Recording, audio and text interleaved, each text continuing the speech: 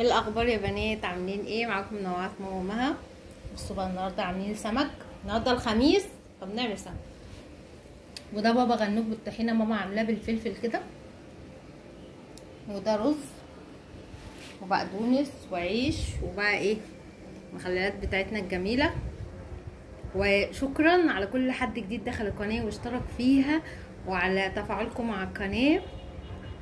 ويا جماعه يا جماعه، محل اسماك ابو احمد ده انا مش بعمل له اعلان، ده حد انا بتعامل معاه بقاله سنين. اكلهم حلو، حاجتهم حلوه. السمك ده من عنده، السمك ده انا جايباه منه من الاسبوع اللي فات وحطيته في التلاجة في الفريزر، ما حصلوش اي حاجه. بصوا فريش، اقسم بالله فريش اهو، كانكم لسه جايبينه. بصوا والله هو الولد اسعاره كويسه وهم يعني طيبين جدا، وجربوه على ضمانتي وبس كده. وشكرا ليكم. ويلا بقى، عجبكم الفيديو اعملوا لايك. باي باي.